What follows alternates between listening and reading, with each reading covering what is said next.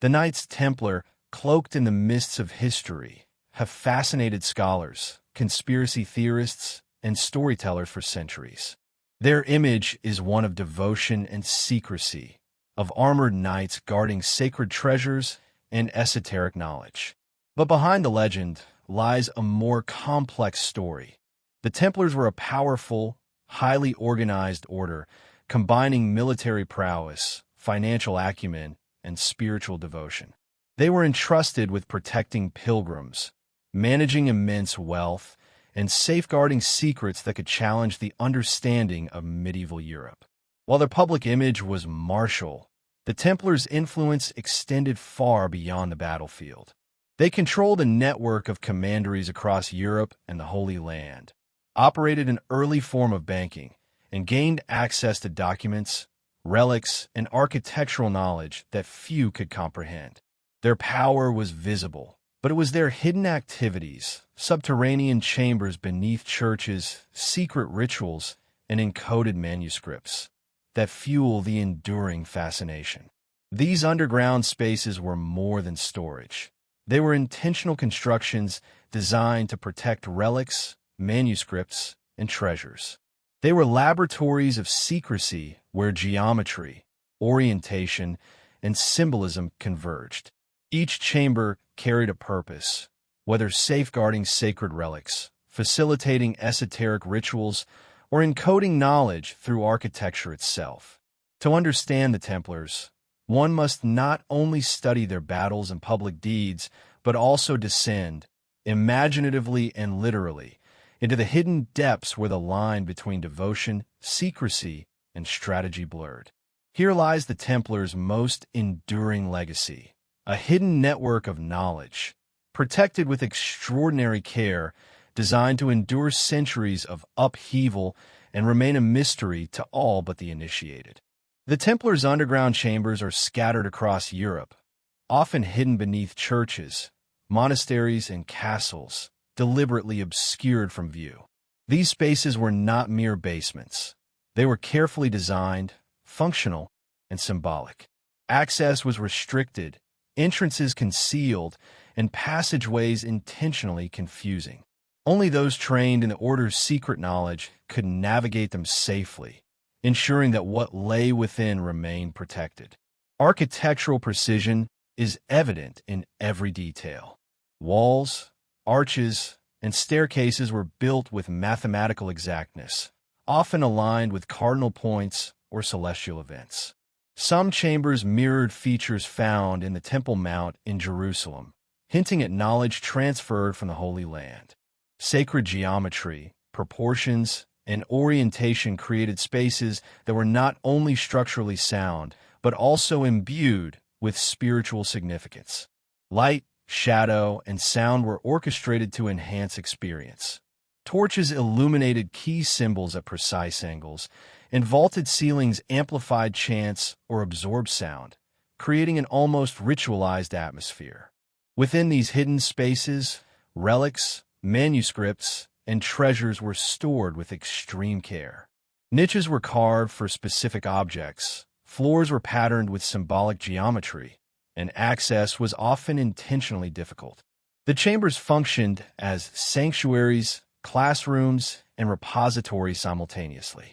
They reflect the Templars' belief that knowledge, wealth, and sacred objects required protection, and that the very architecture could serve as both guardian and teacher. The network of chambers demonstrates remarkable foresight, a combination of engineering, ritual, and secrecy that allowed the Templars to preserve their legacy far beyond the reach of outsiders, oppression, or time itself. Even the most familiar villages of Europe can conceal mysteries beneath their very foundations. Cobbled streets, ivy-clad churches, and centuries-old town squares often hide secrets that the casual observer would never suspect. It was in such places during renovations, excavations, or the simple curiosity of local builders that the first hints of the Templars' hidden chambers began to emerge. Unlike the grand cathedrals studied in textbooks or depicted in paintings, these discoveries were humble, subtle, and often dismissed at first. A hollow echo beneath a flagstone, a bricked-up doorway in a chapel's corner, a narrow staircase descending into darkness. All signs that someone had been here before and had left instructions meant for very few to follow.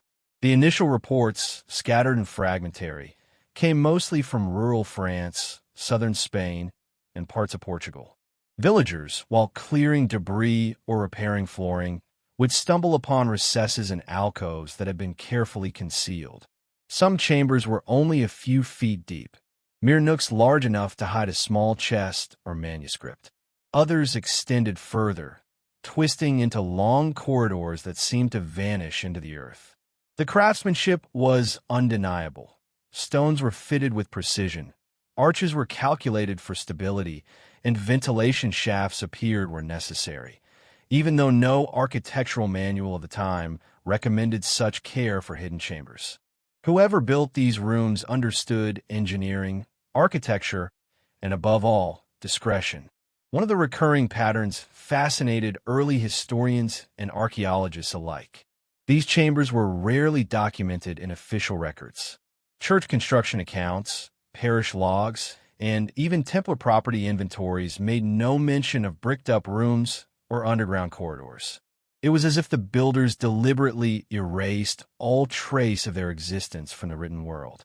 And yet, the chambers persisted, undisturbed, protected by layers of stone, earth, and secrecy.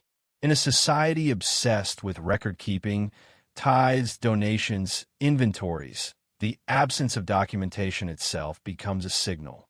It speaks to intentional concealment, to knowledge meant only for those initiated into the deepest layers of the order. Explorers venturing into these spaces describe a sense of dislocation, as though stepping into a world apart from the familiar reality above. The air grows cooler and heavier. Dust motes drift in shafts of lantern light, and the sound of footsteps echoes unnaturally through long, narrow corridors. Some chambers seem to have been designed to isolate or protect what they contain, not merely from theft but from accidental discovery. A chest placed in a recessed alcove could easily remain unnoticed for centuries, hidden behind layers of stone that blended perfectly with the foundation. Other rooms, larger and more complex, may have functioned as miniature labyrinths, their walls shifting subtly, their ceilings descending or ascending unexpectedly, creating an almost psychological effect of disorientation. The very architecture seems designed to keep the uninitiated from wandering too far, to guard both object and knowledge. Several 19th century reports tell of builders discovering small metal fittings embedded in walls, hooks, brackets, or iron rings that likely held heavy doors or secret locks. In other cases, stone slabs were found to conceal hidden niches, their removal requiring precise knowledge of weight distribution and pressure points. These discoveries suggested that the chambers were not mere storage spaces, but carefully engineered vaults. The attention to detail implies not only practical necessity, but a philosophical understanding of concealment. That the very act of hiding could be an art, a ritual, even a statement of power. In this way, the chambers are more than rooms. They are encoded messages from an order that understood secrecy as both weapon and safeguard. Interestingly, the more these chambers were explored, the more inconsistencies and mysteries appeared. Some rooms contained nothing at all, as if deliberately emptied or scrubbed clean. Others were filled with rubble, bricks, or collapsed stonework, suggesting either destruction during the suppression of the Templars or intentional sealing to protect secrets from discovery. In a few rare cases, small artifacts survived. A single ceramic vessel, perhaps holding coins, a carved cross or symbol, fragments of a manuscript too fragile to read. Each object hints at a broader narrative that has long since been lost. They are tantalizing traces, fragments of a story that the Templars may have hoped would survive just long enough to be rediscovered by someone capable of understanding it.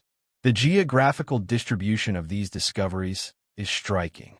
In France, Many former Templar commanderies reveal small underground rooms, often located beneath chapels or cloisters. In Portugal, intricate subterranean chambers beneath churches appear in towns with strong historical Templar presence. Spain provides another layer, with long tunnels and hidden passages in regions bordering the Mediterranean. These spaces, though geographically separate, share design similarities: precise masonry, narrow passages, ventilation considerations, and discrete entrances. Such repetition suggests a doctrine, a set of instructions, or a blueprint passed from one commandery to another, ensuring that every hidden chamber adhered to the order's standards of secrecy and security. Some of the most remarkable features discovered were doors and thresholds designed to blend seamlessly with their surroundings. A stone slab in a chapel floor could be lifted only by applying pressure at an exact point. A wall recess could be revealed only by sliding a precisely carved panel. Symbols or markings, often subtle, might indicate the location of hidden locks or the orientation of a passage. In these ways, the Templars ensured that only those with knowledge, or perhaps intuition, could access what lay below. The rest of the world would walk over the chambers for centuries without noticing a thing. The psychological impact of these discoveries should not be underestimated. Explorers entering an unknown underground space experience a profound sense of connection to the past. The chambers are silent, yet they speak, not in words, but in architecture, in the precise angle of a wall, in the weight of a stone door, in the echo of footsteps. One senses the Templars' intent in every detail. The spaces are at once protective and communicative, suggesting that secrecy was a practice, a philosophy, and a sacred trust. To be inside is to feel the weight of centuries of preparation, the consciousness of men who understood both the fragility and power of knowledge. Over time, these early discoveries began to challenge mainstream historical assumptions about the Templars. While traditional scholarship focused on their military campaigns, banking, and public works, the underground chambers hinted at another dimension of the order's existence, one that was hidden, esoteric, and almost conspiratorial. The sheer scale and uniformity of these subterranean constructions suggested planning at a continental level, not the improvisation of local builders. They pointed to an organization that understood the long-term importance of protecting not only wealth but knowledge, relics, and perhaps ideas too dangerous for the world above. It was not only the chambers themselves that fascinated researchers. Often, the surrounding architecture hinted at intentional connections between the surface and underground spaces. The placement of altars, columns, and windows seemed to mask hidden entrances. Certain patterns in floor tiles or mosaics subtly pointed towards stairways or recesses below. Even when a chamber's entrance was discovered, it became clear that the design often required precise knowledge of symbols, geometry, or alignment to access safely. These elements reinforced the notion that the Templars were as much philosophers and engineers as they were monks or warriors, combining practical necessity with coded meaning. Some reports even describe unexpected phenomena inside these chambers: drafts flowing through sealed passageways, faint markings in the stone that were invisible in normal light, and areas where sound behaved strangely. Whispering in one corner might echo as if the room were larger than it appeared. The interplay of light, shadow, and sound created a sense of ritual or sacredness, enhancing the notion that these were not simply utilitarian spaces. They were intended to evoke awe, to signal importance, and to protect what lay within by making it difficult for the casual observer to comprehend. The chambers also provide insight into the Templars' broader worldview. The order seemed to understand that what is hidden can exert influence. Concealment was not merely about defense. It was about shaping perception, controlling access, and creating a hierarchy of knowledge. Those who understood the spaces and their contents were entrusted with power, Those who did not remained in ignorance. This philosophy of secrecy ensured the survival of knowledge, relics, and authority across centuries, even when the order itself was forcibly disbanded. By the time the chambers were systematically studied in the modern era, it became clear that they were not isolated anomalies. They represented a consistent and deliberate pattern, scattered across regions of Europe, but unified in purpose and design. From small niches beneath chapels to extended labyrinthine corridors beneath commanderies, the spaces collectively paint a portrait of an order obsessed with protection, secrecy, and the preservation of what mattered most. They reveal a side of the Templars often overlooked, not just knights and financiers, but custodians of a hidden world, architects of underground sanctuaries that bridged the material and the spiritual, the seen and the unseen. Even today, many of these chambers remain unexplored, hidden behind centuries of stone, rubble, and history. Modern technology, laser scanning, ground-penetrating radar, and remote exploration has begun to reveal their extent, but much remains unknown. Every discovery raises more questions than answers. What was stored here? Why were these spaces hidden with such care? And perhaps most hauntingly, what has yet to be found, still sealed beneath the floors of churches where the world passes unaware. For anyone who ventures into these underground chambers, the experience is transformative. The cold stone, the silence, the faint traces of human activity from centuries past, all converge to create a sense of intimacy with the Templars themselves. It is a place where the ordinary world ceases to matter and the weight of secrecy presses against the mind. To walk these corridors is to follow in the footsteps of men who understood the power of what lies hidden, who knew that beneath the churches of Europe, something sacred, dangerous, or invaluable might be waiting, patiently, for someone to find it. The deeper one explores the Templars' underground chambers, the more the pattern begins to emerge. These were not haphazardly built storage rooms or hastily constructed refuges. They were carefully designed spaces, each with its own geometry, proportions, and hidden logic. Scholars and explorers alike have noted that beneath churches across Europe, the dimensions of walls, the placement of doorways, and even the angles of staircases appear to follow a coded system, one that intertwines practical engineering with symbolic meaning. It is as if the Templars, in addition to being knights and financiers, were architects of a hidden language, a language written in stone, understood only by those initiated into the order's deepest secrets.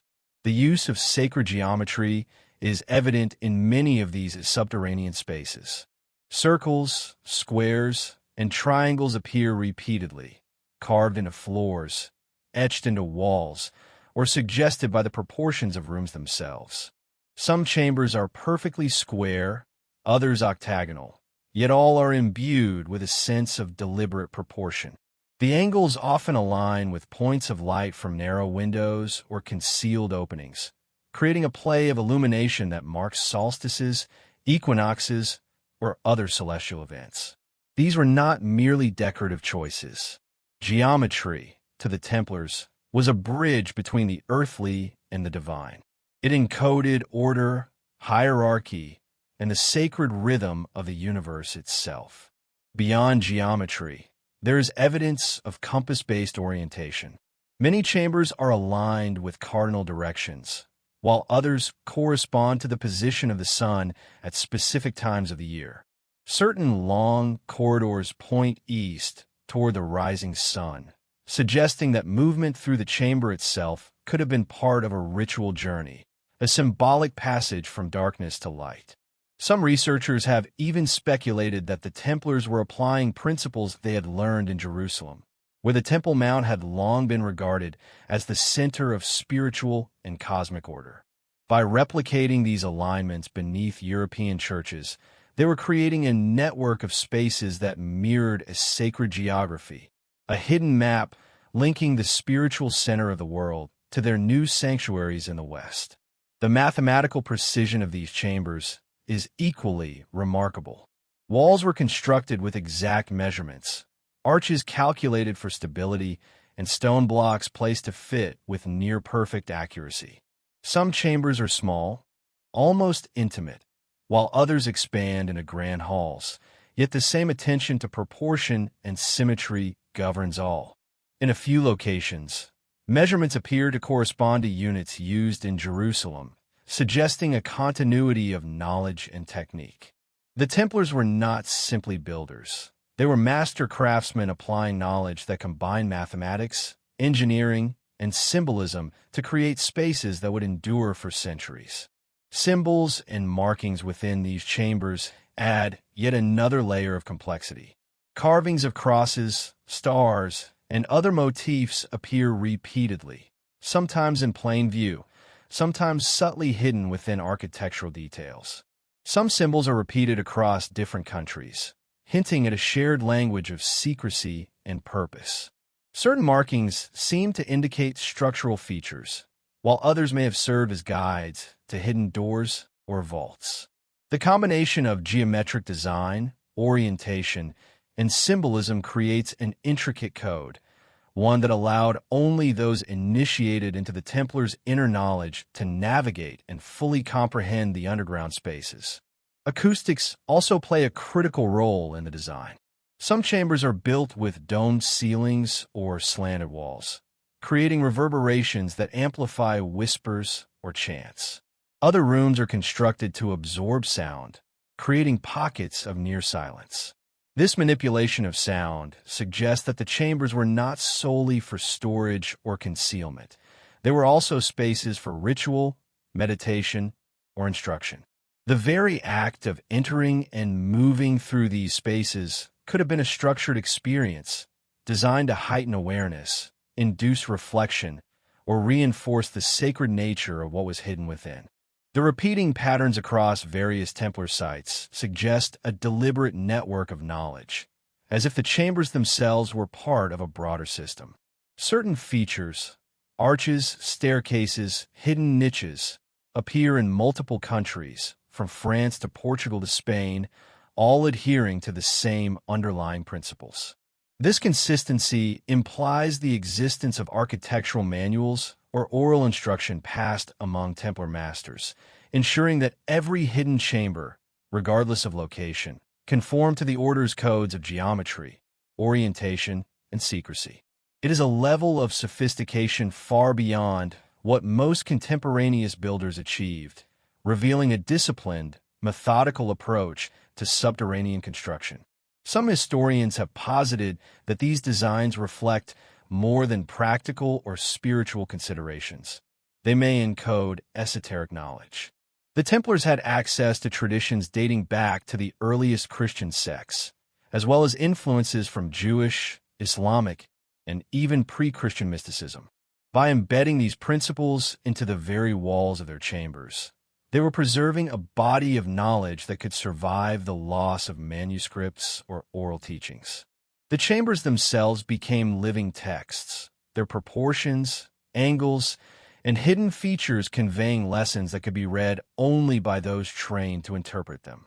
Consider, for example, a chamber discovered beneath a small French commandery. Its walls are perfectly aligned with the cardinal points, while the doorway is oriented so that sunlight strikes the threshold only on the morning of the equinox. Inside, the floor is patterned with interlocking geometric shapes that echo designs found in Jerusalem's Temple Mount. Small niches carved into the walls are placed at regular intervals, some containing remnants of iron fittings. The chamber could function as a vault, a ritual space, or a classroom of esoteric instruction. Its precision and hidden features suggest it was not built for convenience, but for a purpose that blends practicality, ritual, and symbolic resonance. The replication of such chambers across Europe indicates a level of central planning. While local masons and builders would have executed much of the labor, they were following strict directives provided by Templar masters. These directives may have included measurements, geometric formulas, symbolic motifs, and instructions for concealing entrances. The result is a network of subterranean chambers that, while dispersed across thousands of miles, share a coherent design language. To the casual observer, these rooms may appear ordinary, but to those who understand the patterns, they form a silent, continent-wide system of hidden knowledge. The combination of sacred geometry, orientation, symbolism, and acoustics transforms these chambers into more than architectural curiosities. They are deliberate instruments of secrecy and power. They allow the Templars to control access, to preserve knowledge, and to protect sacred objects. Beneath the heavy stones and shadowed corridors of Templar churches, there were things that demanded protection. Objects not merely valuable in a worldly sense, but sacred, powerful, and in some accounts, potentially dangerous. These were relics, manuscripts, and artifacts that carried spiritual weight far beyond gold or silver. The Templars, trained as both warriors and custodians, understood that their purpose extended beyond conquest and finance. They were guardians of the holy, protectors of the divine legacy, entrusted with keeping objects of immense significance from falling into hands unworthy or unprepared to wield them. What might these treasures have been? That question has fueled speculation for centuries, blending fact, legend, and the tantalizing whispers of secret knowledge. Among the most frequently cited relics is the true cross itself, or fragments believed to be part of it. According to some medieval accounts, the Templars brought pieces of the cross back from the Holy Land, items whose sanctity could inspire miracles or perhaps influence power. These fragments were too precious to be left unguarded, yet too vulnerable to remain in public display. The hidden chambers provided a secure refuge. The very design of these spaces, narrow, secret, often requiring precise knowledge to access, suggests that only the most trusted of knights would know their locations, let alone handle what lay within. Every stone was a guardian, every corridor a sentinel against intrusion. Other accounts point to sacred vessels, chalices, patens, and other items used in early Christian rituals. Some historians speculate that these objects were not only ceremonial, but carried symbolic or mystical significance. A chalice, for instance, could be more than a vessel for wine. It might be an emblem, a key to coded knowledge, or even a conduit in rituals meant to safeguard spiritual truth. The Templars, educated in both theology and practical matters, recognized the dual nature of these objects. They were both sacred and political, objects that could consolidate authority, inspire faith, or, in the wrong hands, disrupt the established order. To place them beneath a church, in a chamber designed with precision and care, was both practical and profoundly symbolic. Some theories extend further, suggesting that the Templars protected items connected to figures like Saint John the Baptist or Mary Magdalene. Legends claim that relics associated with these figures were secreted away, hidden to preserve their lineage or knowledge. While concrete evidence is scarce, the very persistence of these stories across centuries indicates a strong cultural memory. The Templars were entrusted with items whose spiritual or historical importance could alter narratives of faith. These relics were not meant to be worshipped casually. They would be guarded, hidden, and revered by those who truly understood their weight. Yet not all treasures were religious in the conventional sense. Manuscripts, codices, and maps may have been equally, if not more, valuable. Some sources suggest that the Templars collected apocryphal texts, early Christian writings not sanctioned by the Church, or documents that detailed ancient knowledge lost to the mainstream. The underground chambers would have been ideal for storing such fragile treasures. Protected from moisture, theft, and curiosity, these rooms acted as libraries hidden from the eyes of kings and clerics alike. Here, knowledge could survive centuries of upheaval, waiting for those capable of interpreting it. Gold and silver, too, were stored in these chambers, but often in a manner that suggests a purpose beyond mere wealth accumulation. Coins, ingots, and other valuables were not just material assets. They were instruments of influence, the financial lifeblood that allowed the Templars to operate internationally, fund crusades, and maintain their unique position in medieval Europe. By placing wealth underground, they ensured its survival during sieges, political turmoil, or sudden suppression. Some rooms may have functioned almost like primitive vaults, their entrances carefully hidden, their access limited to a handful of trusted knights. The practical ingenuity of these storage methods cannot be overstated. The Templars were not simply hiding treasure. They were safeguarding power.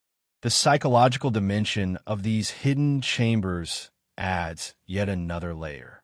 Imagine a young knight or initiate descending a narrow staircase into a vault where sacred relics rest, illuminated only by torchlight or a single shaft of sunlight from a hidden aperture. The air is cold, the walls ancient, and the silence almost sacred. To enter such a space was to acknowledge responsibility, to step into a legacy that demanded reverence and discretion. The objects themselves were not only physically protected, their significance was reinforced by the very architecture of the chamber. Each corridor, each lock, each stone slab underscored the weight of guardianship. The Templars' meticulous care extended to how these objects were stored within the chambers. Some relics were placed in niches carved specifically for their shape, ensuring stability and concealment. Manuscripts might have been kept in iron-bound chests, raised from the damp floor on stone platforms, sometimes accompanied by cryptic inscriptions indicating contents or ritual usage. Even minor artifacts, such as ceremonial knives or medallions, were carefully positioned. Every placement reflected purpose, an understanding that the chamber was not merely a container, but a sacred space, designed to honor, protect, and conceal. What complicates the story further are the sudden disappearances and mysteries surrounding some of these treasures. When the Templar Order was disbanded in the early 14th century, many of these chambers were deliberately sealed, collapsed, or filled with rubble. Some objects were removed under secrecy, leaving traces only in fragmented records or rumor. Others remained hidden, potentially undisturbed for centuries. This deliberate obfuscation has fueled legends of lost Templar treasures, from the mundane to the fantastical, feeding the imagination of historians, adventurers, and conspiracy theorists alike. Among the more intriguing possibilities are relics that may have contained encoded information, maps, charts, or documents detailing sacred knowledge or secret routes. Some suggest that the Templars were aware of the fragility of knowledge, and that certain objects stored underground were not meant for casual access but for careful, ritualized interpretation.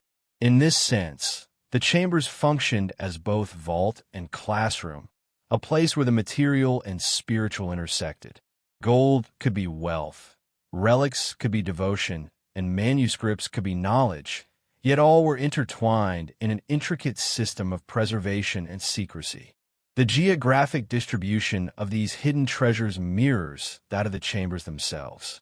Commanderies across France, Spain, Portugal, and beyond feature signs of concealed storage. Narrow recesses behind altars, bricked-up corridors, and chambers with stone platforms or iron fittings. The story of the Templars cannot be fully understood without turning to Jerusalem, the city that defined the Order's early years and shaped the mysteries they would carry back to Europe. In the 12th century, Jerusalem was a city of layered history and profound tension, where religious, political, and military forces converged. For the Knights Templar, it was both a battlefield and a classroom. The Order was founded to protect Christian pilgrims, yet their mission quickly expanded, and they became custodians of a city layered with secrets, ancient structures, hidden passages, and sacred sites that had been revered long before the Crusades. Among these, the Temple Mount stood supreme, a place of both architectural wonder and profound spiritual significance. The Temple Mount, known in Arabic as Haram al-Sharif and in Hebrew as Har HaBayit, was already a site of immense historical and religious importance when the Templars arrived. Beneath its surface lay a labyrinth of cisterns, tunnels, and chambers whose origins predated Christianity by centuries. Scholars, pilgrims, and chroniclers spoke in hushed tones of hidden archives, secret vaults, and spaces where only the initiated could enter. The Templars were granted access to certain sections of the compound, and it was here that their fascination with subterranean architecture and hidden knowledge intensified. They were not merely observers. They became active explorers, excavators, and recorders of what lay beneath the city. Every tunnel uncovered, every chamber measured, was a step deeper into a realm where history, religion, and mystery intersected.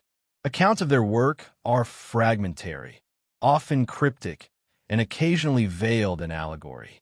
Chroniclers describe Templar knights descending into narrow passageways, lanterns casting flickering shadows against ancient stones, their tools echoing through corridors that had been sealed for centuries.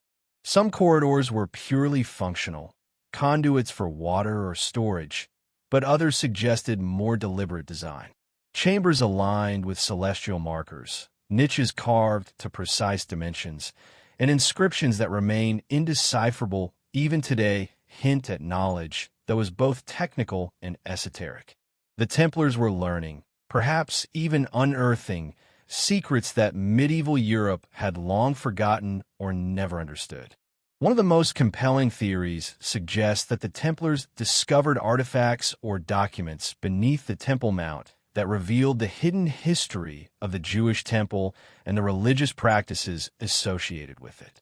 Some historians speculate that scrolls, codices, or ceremonial objects were uncovered, items that could have shifted the balance of religious understanding if publicly known.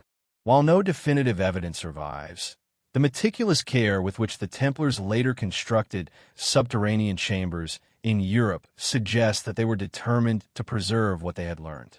These chambers were not random. They were informed by the architectural lessons and spiritual significance of Jerusalem, replicated across distant lands as a means of safeguarding knowledge.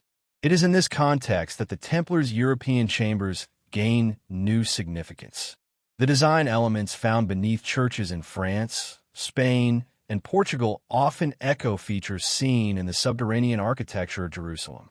Arches, columns, proportions, and the alignment of walls suggest deliberate imitation or adaptation. Scholars have noted that some chambers mirror the dimensions and geometry associated with parts of the Temple Mount, creating a symbolic link between Jerusalem and Europe.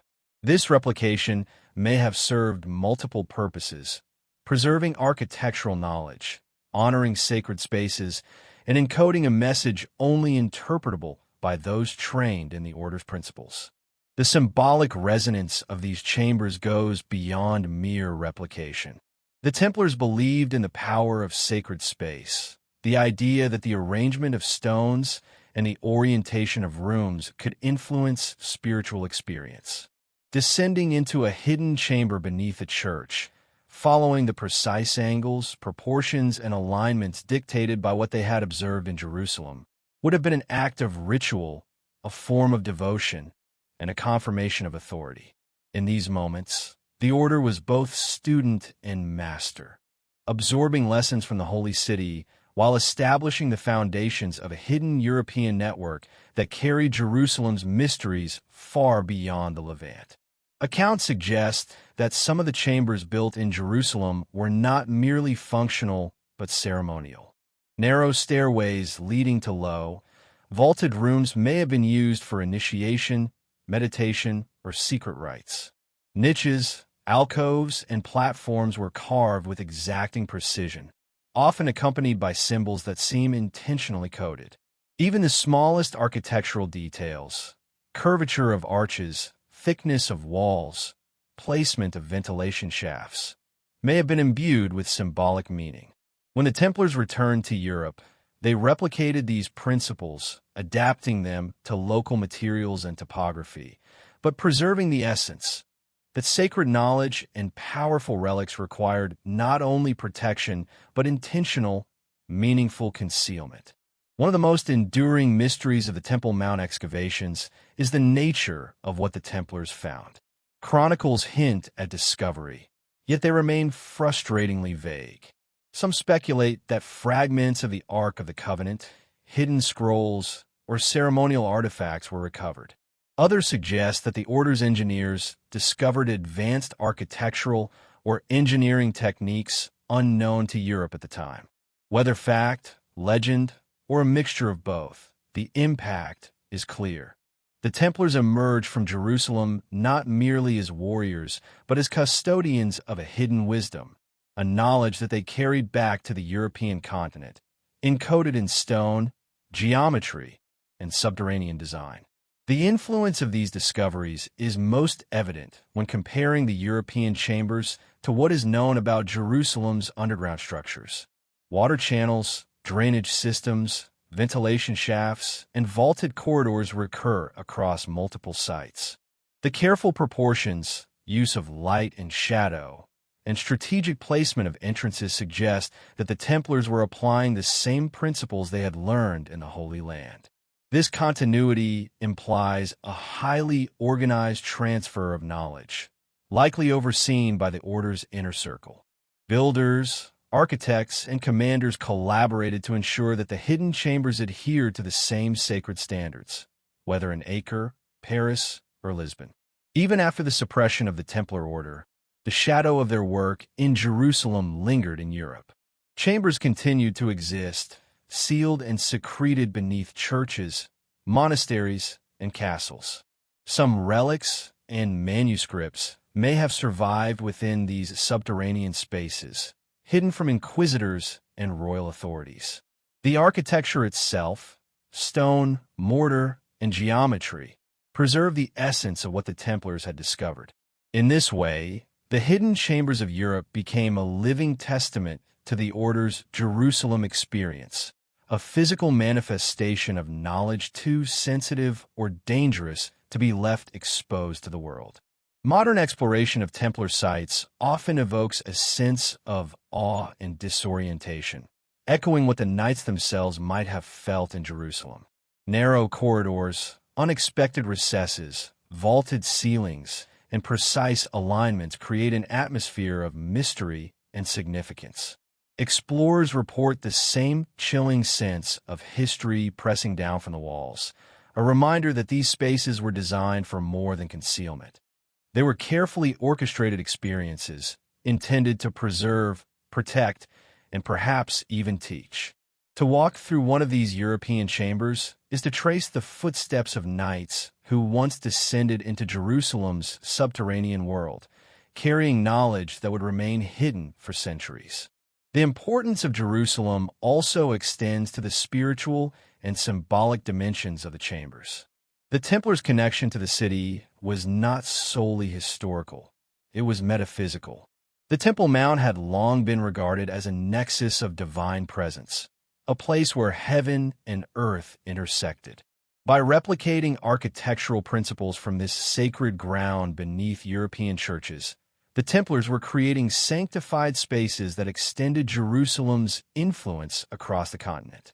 The underground chambers became microcosms of the Holy City, linking distant lands to the spiritual power of the Temple Mount, a hidden network of sanctity and secrecy.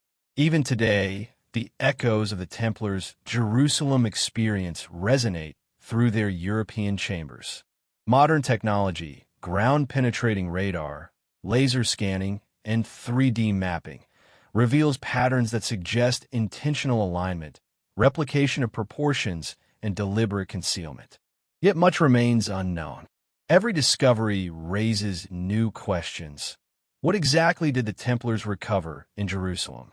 How much of their underground European network was designed to safeguard knowledge versus relics? And above all, what secrets might still remain, sealed behind stone for centuries, waiting to be rediscovered? By studying the relationship between the Temple Mount and the European chambers, historians and explorers begin to glimpse the scope of the Templars' vision. They were not merely protectors of relics or financiers of crusades. They were custodians of sacred architecture, engineers of hidden spaces, and bearers of knowledge that transcended borders. The chambers beneath churches, monasteries, and commanderies across Europe are physical echoes of a journey that began in Jerusalem, a testament to a time when the Templars moved through the world as both warriors and keepers of hidden wisdom. The hidden chambers of the Templars were not merely repositories for relics and manuscripts. They were also stages for the rituals and ceremonies that defined the inner life of the order. While outwardly, the Knights Templar were warriors and monks, their subterranean spaces reveal another dimension, an esoteric world of initiation, devotion, and secret knowledge. The very act of descending into these chambers was a passage into a different reality, a threshold where the mundane concerns of the surface world were left behind, and the sacred, the secret, and the solemn took precedence. The architecture itself guided the experience. Low vaulted ceilings that forced a bowed posture, narrow staircases that demanded attention, and corridors that amplified the flicker of torchlight into a play of shadow and revelation. Rituals conducted in these spaces were likely layered in meaning, combining the spiritual with the symbolic and the psychological. Initiates may have been led through a series of chambers, each designed to evoke particular emotions: anticipation, awe, fear, reverence. The first room might have been dimly lit, its walls marked with subtle symbols that hinted at what lay ahead. A narrow corridor could lead to a larger vaulted chamber, where the initiate would encounter objects of devotion, relics, ceremonial vessels, or inscriptions that communicated the order's sacred history. Every element of the journey was intentional, a choreography designed to impress upon the participant the seriousness of their commitment and the sanctity of the secrets they were about to inherit. One of the most remarkable aspects of these ceremonies was the use of light and shadow. Hidden apertures, concealed shafts, and carefully placed lanterns created pools of illumination that could fall only on specific symbols or objects at precise moments. A cross carved in stone might catch the first light of morning filtered through a narrow slit, or a chalice might gleam briefly, emphasizing its sacred importance. This interplay of darkness and illumination was not accidental. It reinforced the psychological impact of the ritual. Initiates were guided to focus, to notice, and to internalize, learning that knowledge and power were often concealed and could only be revealed to those who approached with patience, reverence, and discipline. Sound, too, played a critical role. Certain chambers were designed with remarkable acoustics. Vaulted ceilings and angled walls could amplify whispers or chants, or conversely, absorb sound to create profound silence. The echo of a single footstep could resonate, signaling the approach of a superior or the presence of the sacred. Chanting in one corner might ripple throughout the chamber, creating an almost supernatural effect. The Templars understood that auditory perception was as important as the visual, that the experience of space could shape the mind as much as the objects contained within it. These chambers were living instruments where architecture, light, and sound combined to shape ritual experience. Initiation ceremonies, in particular, were likely highly structured, with symbolic acts marking stages of spiritual or esoteric progression. An initiate might be required to kneel before a relic, trace a pattern etched in the floor, or recite specific prayers. Each movement, each step, would have been laden with meaning, connecting the physical action with spiritual or mystical understanding. Some scholars speculate that these rituals incorporated knowledge brought from Jerusalem, perhaps encoded in gestures, recitations, or sequences of movement that mirrored sacred spaces on the Temple Mount. In this way, the European chambers were not merely storage rooms. They were classrooms, theaters, and sanctuaries designed to preserve, teach, and impress upon the initiate a profound sense of sacred responsibility. The secrecy surrounding these ceremonies extended beyond the physical space. Initiates were sworn to silence, their knowledge restricted by oaths that bound them to the order. The very design of the chambers reinforced this secrecy. Hidden doors, narrow passages, and subtle markings meant that only those trained in the order's methods could navigate safely. Accidental discovery by outsiders was impossible. Even experienced builders or clergy would overlook the entrances or misinterpret the purpose of a corridor. In this way, the Templars ensured that the rituals remained sacred not only in intention but in practice, shielded from curiosity, skepticism, or interference. Some descriptions hint at symbolic reenactments within the chambers. Descending into the earth may have mirrored spiritual descent, an allegory of purification, trial, or preparation. Standing before a relic, the initiate confronted history and faith simultaneously, feeling both temporal and eternal pressures. Light striking a symbol at just the right moment could signify revelation or divine favor. The architecture itself, in combination with objects, gestures, and sound, became a medium for teaching esoteric truths. These rituals were not superficial ceremonies. They were designed to transform the participant, to instill a sense of purpose, loyalty, and comprehension of mysteries not visible to the uninitiated. The importance of these ceremonies is amplified when considering the broader context of the Templars' work. Their role was not merely martial or administrative.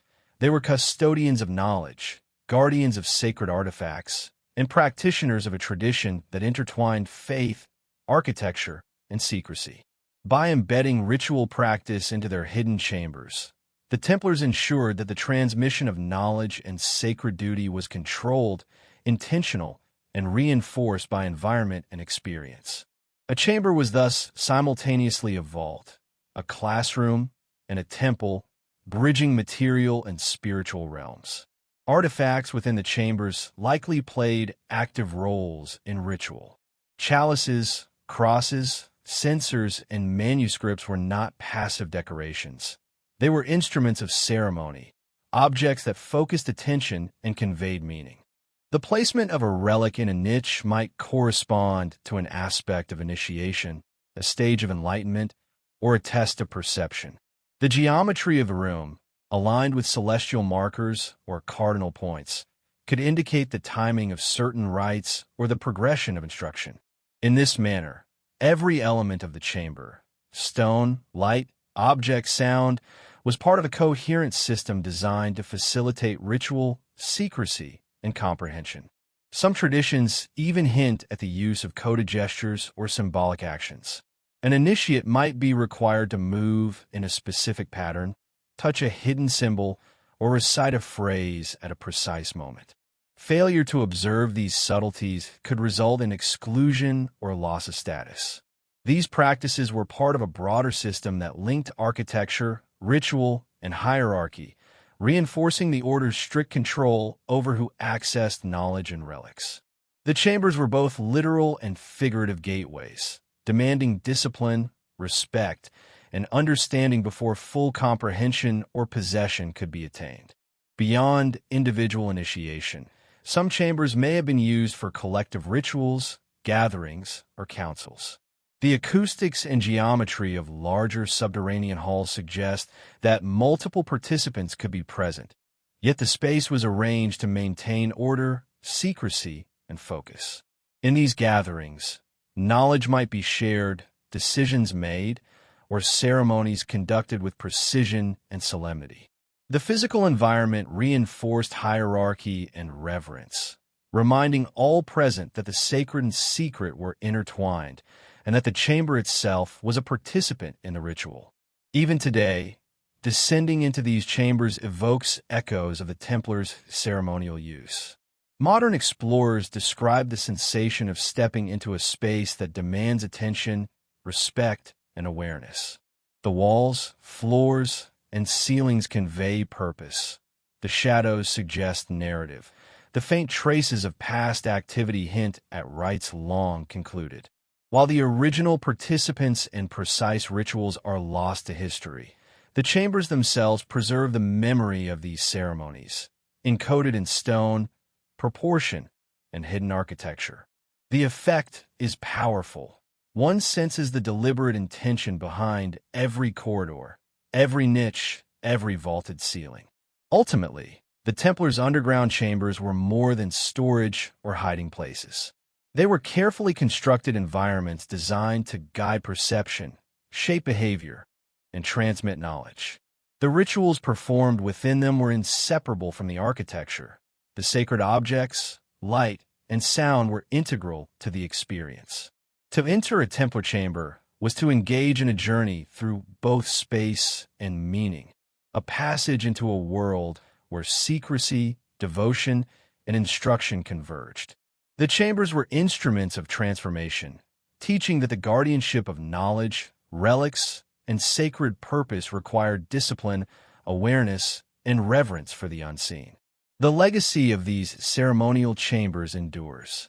While centuries of suppression, collapse, and rebuilding have obscured many details, the surviving architecture continues to speak, offering glimpses of an esoteric system that combined the material and spiritual. Every carefully angled wall, every niche designed for a relic, every hidden aperture for light or sound reflects the Templars' belief that space could be sacred and secrecy could be sanctified.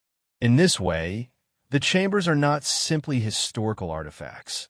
They're living testimonies to an order that understood the profound intersection of faith, ritual, and hidden knowledge. To walk through them is to glimpse, however faintly, the ceremonial heart of the Templars' secret world. Among the most enigmatic aspects of the Templars' hidden chambers are the maps, codices, and coded documents that may have been concealed within their subterranean vaults. While much of what the Order accumulated has been lost to time, legend, or destruction, scattered fragments suggest that the Templars were more than warriors or bankers. They were scholars, cryptographers, and custodians of knowledge that transcended the ordinary boundaries of medieval Europe. These hidden texts were not intended for casual reading. They were encoded, carefully preserved, and often stored in the secret niches, alcoves, or vaults meticulously carved into their underground chambers. To encounter such a document was to touch a mind that operated across continents, centuries, and spiritual traditions. Templar maps, in particular, have sparked fascination for centuries. Some are straightforward cartographic representations of the Holy Land, Crusader fortresses, or pilgrimage routes. Yet others are described as more complex, incorporating celestial markers, symbolic directions, or hidden pathways that could guide the initiated to sites of religious or strategic importance. In some cases, maps were not merely geographic tools but repositories of secret knowledge, encoding locations of relics, sacred sites, or even hidden treasure. The precision and care with which these maps were drawn suggest a level of expertise that blends observation, mathematical skill, and esoteric understanding. For the Templars, geography was inseparable from ritual, strategy, and spiritual symbolism. Coded manuscripts amplify the mystery. Many accounts suggest that the Templars employed ciphers, symbolic scripts, or obscure notations to conceal information. Such methods ensured that only those trained in the Order's inner knowledge could access their secrets. A document might appear as a religious text at first glance, yet hidden within its pages could be references to locations, instructions for ritual, or architectural measurements for chambers and vaults. The careful combination of symbols, numbers, and letters created a language that was both protective and instructive, preserving knowledge against the threats of inquisitors, rival orders, or uninitiated curiosity. It was not encryption in the modern sense, but a spiritual and practical safeguard, designed to control access to the most sensitive aspects of the Templars' legacy. These texts were often paired with the very architecture of the chambers themselves. Certain niches were carved specifically to house manuscripts or scrolls, sometimes elevated on stone platforms or recessed behind movable slabs. The position, orientation, and protection of the document reflected its importance. In some chambers, hidden shafts or small apertures allowed light to fall upon specific inscriptions at particular times of day or year, suggesting that reading or interpreting the text may have been a timed or ritualized activity.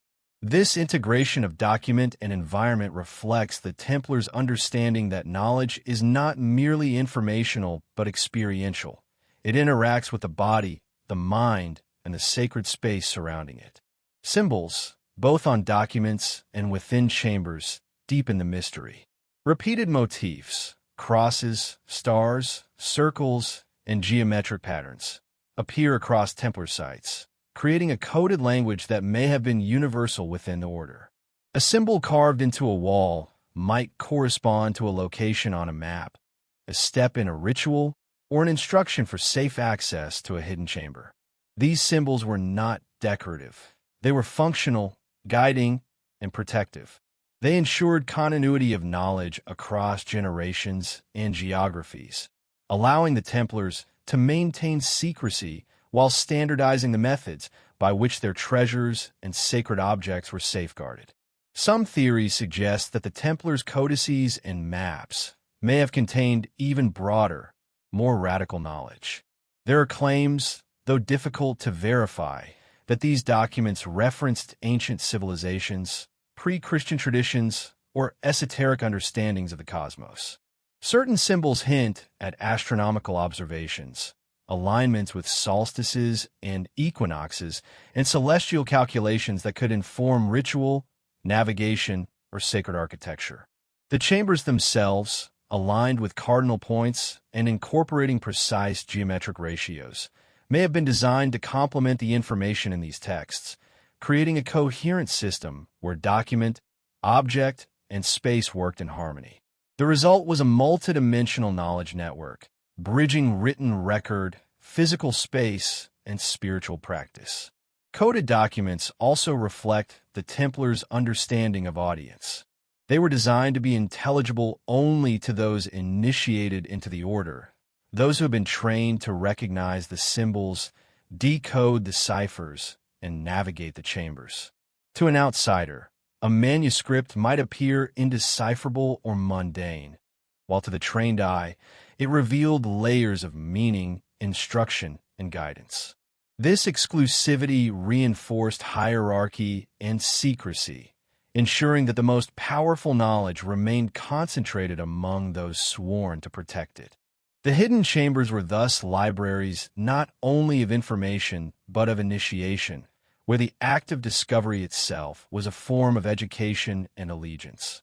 Some surviving fragments of these manuscripts suggest complex numerical systems and allegorical representations. Numbers, letters, and patterns might have been arranged to convey philosophical or theological principles, or to encode practical instructions for architecture, ritual, or preservation. In certain European chambers, niches appear to have been proportioned precisely to store scrolls of specific dimensions, reflecting a standardization that suggests careful planning and long-term foresight. The chambers themselves become part of the codex, an extension of the text, where the act of entering, observing, and handling the manuscript is as much a ritual as reading the words.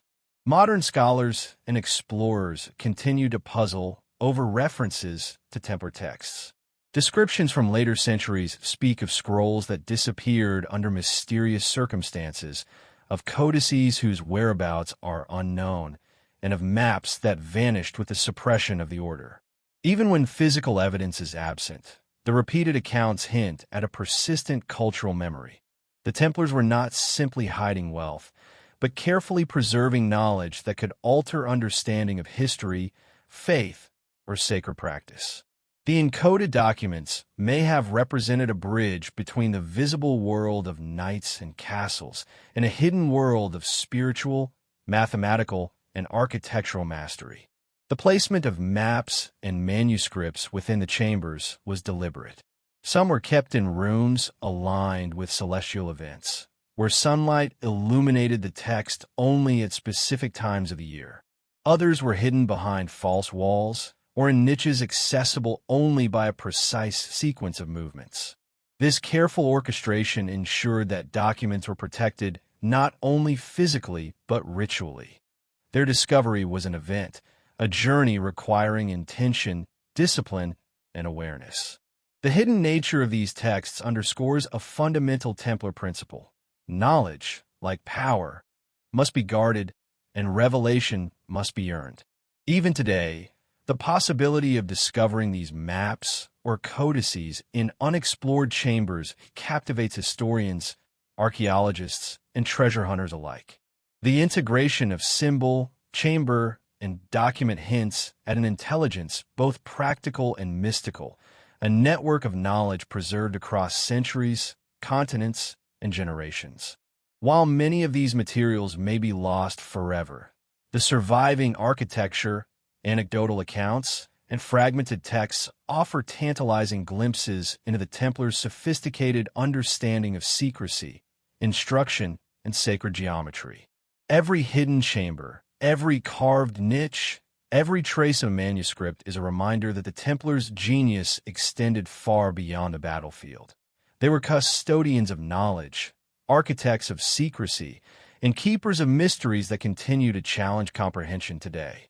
In essence, the Templars' maps, coded documents, and symbolic manuscripts reveal a worldview in which knowledge was sacred, architecture was functional and spiritual, and secrecy was a moral and practical obligation. Their hidden chambers were not merely physical spaces, but instruments of preservation, education, and transformation.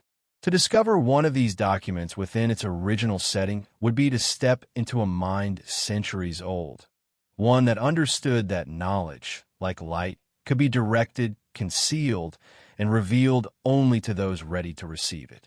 The chambers, the maps, the manuscripts, they are all interconnected, forming a lattice of secrets that continues to inspire fascination, speculation, and the relentless pursuit of truth. The hidden chambers of the Templars have long captivated the imagination of historians, explorers, and enthusiasts alike. Tales of secret rooms buried beneath centuries-old churches, accessible only through narrow, concealed passages, are whispered across Europe, from the winding streets of Paris to the rolling hills of Portugal. Some of these stories originate in the meticulous records of chroniclers who hinted at underground vaults where treasures were stored, relics safeguarded, and knowledge preserved. Others have emerged through centuries of folklore, passed down like fragile, secretive whispers, transforming ordinary churches into places of enigmatic allure. The very idea of a subterranean world beneath these sacred buildings evokes a mixture of wonder and unease, as though the foundations themselves are alive with secrets that refuse to be uncovered. Accounts of hidden rooms beneath Templar churches are often tantalizingly specific, yet frustratingly elusive. In some instances, chroniclers describe chambers accessed through trapdoors hidden beneath altar stones, or stairways that descended into darkness, their entrances cleverly disguised within walls adorned with sacred iconography. These passages were reportedly so well concealed that only the most trusted members of the order knew of their existence. The chambers themselves were said to be lined with stone, meticulously constructed to withstand both the passage of time and the curiosity of intruders. Within these rooms, countless legends speak of chests filled with golden reliquaries, sacred scrolls, and objects whose power and significance were thought to be beyond the understanding of ordinary men. Even if these tales are exaggerated, the persistence of such accounts over centuries suggests that the Templars were indeed masters of secrecy, hiding something far beyond mere material wealth. Some modern discoveries hint that these legends may not be entirely mythical. Archaeologists and historians occasionally stumble upon forgotten crypts and subterranean rooms, hidden so well that their existence has remained unknown for hundreds of years. In France, for instance, beneath the remnants of a Templar church, researchers uncovered a network of tunnels and chambers that had gone unrecorded in official maps. Though not all of these findings contain treasures, their very existence confirms that the Templars were not merely spiritual warriors, but also meticulous planners of hidden spaces. These hidden chambers may have served multiple purposes: secure storage, private meditation, secret meetings, or even as sanctuaries during times of persecution. The lore surrounding these underground spaces is often intertwined with mysterious disappearances and unexplained events. Local legends tell of workers who claim to hear faint chants echoing through the walls while digging foundations, only for their accounts to be dismissed as superstition. Some explorers have reported strange symbols etched into hidden corridors, suggesting that these chambers were not merely physical shelters, but also repositories of esoteric knowledge, designed to communicate coded messages to the initiated. The idea that a hidden world existed beneath the churches, one accessible only to a select few, adds a profound layer of tension and intrigue to the Templar narrative, raising questions about what might have been deliberately concealed from history itself. Moreover, the architectural ingenuity of these hidden spaces is striking. Templars are believed to have used advanced engineering techniques to build chambers that could remain undetected for centuries. Concealed staircases, false walls, and labyrinthine passageways were reportedly common, creating a subterranean puzzle that would confound anyone attempting to uncover the secrets. Some chambers were ingeniously connected to other churches or strategic locations through underground tunnels, forming a network of hidden pathways that only a handful of Templars could navigate. This raises fascinating questions. Were these passages simply meant for hiding treasures, or did they serve a broader purpose, perhaps linked to the Templars' spiritual and mystical practices?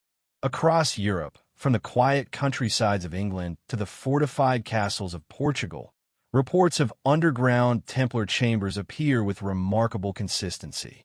In certain towns, locals claim that portions of church floors can be lifted to reveal stone steps descending into darkness, while in other locations, hidden alcoves have been discovered behind walls, only revealed during renovations or archaeological digs. While many of these discoveries may be mundane, the repeated pattern hints at a deliberate strategy by the Templars to create spaces that could shelter, hide, or protect something of immense importance. The chamber's locations beneath religious sites further suggest a symbolic dimension, a layering of sacred and secret, visible and invisible, earthly and esoteric. The mystery of these chambers is heightened by the Templars' sudden downfall. When the order was disbanded and its leaders arrested, much of their property was seized, yet many rumors claim that some treasures and secrets remained hidden, never to be cataloged or recovered. If these chambers contain knowledge or objects deemed too dangerous or powerful for public view, it is conceivable that their concealment was intentional, a calculated measure to protect sacred truths from those who might misuse them. Even today, despite modern technology, many of these chambers remain undiscovered, their existence lingering as shadows beneath familiar churches, suggesting that the Templar legacy still whispers quietly from the depths below. The allure of these hidden rooms goes beyond physical treasure. They're a symbol of mystery, secrecy, and the unknown. Every discovery or anecdotal account invites us to imagine what might still lie beneath our feet. Artifacts, manuscripts, relics, or perhaps even the remains of rituals lost to time. For those captivated by history's enigmas, the Templars' subterranean world represents a tantalizing blend of fact and legend, an invitation to explore the thin boundary between reality and myth. In this sense, the hidden chambers are not merely architectural curiosities, but portals into a past deliberately obscured, a past that continues to challenge our understanding and provoke our imagination. Europe is dotted with locations where the presence of the Templars is still felt, not only in surviving architecture, but in the whispers of mystery that linger in the streets, ruins, and quiet countryside. Certain regions became particularly important hubs for the order, serving as strategic strongholds, centers of worship, and repositories for secrets that the Templars sought to protect at all costs. France, of course, stands out as the most iconic of these regions, with the Loire Valley, Paris, and the southern Languedoc region holding an extraordinary concentration of Templar sites. Here, centuries-old churches, fortresses, and abbeys were built with such precision and foresight that even today, scholars and explorers are puzzled by their hidden layers. Beneath the worn stone floors and behind thick walls, labyrinthine networks of crypts and tunnels may still conceal relics, manuscripts, and artifacts that have never seen the light of day. Portugal is another remarkable hotspot, especially around Tomar, where the Convent of Christ, once a Templar stronghold, continues to draw attention for its architectural oddities and hidden spaces. The convent's round church, known as the Charola, is adorned with symbols and carvings whose meanings remain enigmatic, hinting at esoteric knowledge once carefully guarded by the knights.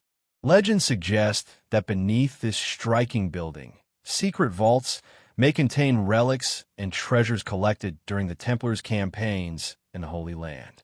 Even in places where no excavation has taken place, local stories speak of underground passages that connect the convent to distant parts of the town, creating an intricate web of hidden access that could only have been navigable by those initiated into the order's deepest mysteries.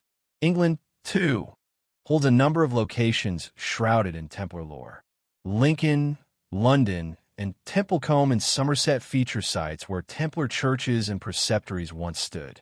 In some of these places, modern archaeologists and amateur historians have uncovered traces of cellars, crypts, and subterranean corridors that align with Templar architectural principles.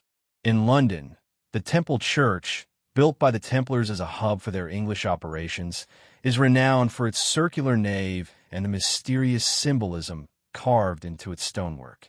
Beneath its polished floors lie vaults and crypts whose original purpose remains a topic of speculation, ranging from secure storage to ritual spaces, or perhaps secret rooms meant to protect knowledge too dangerous or sacred for public view.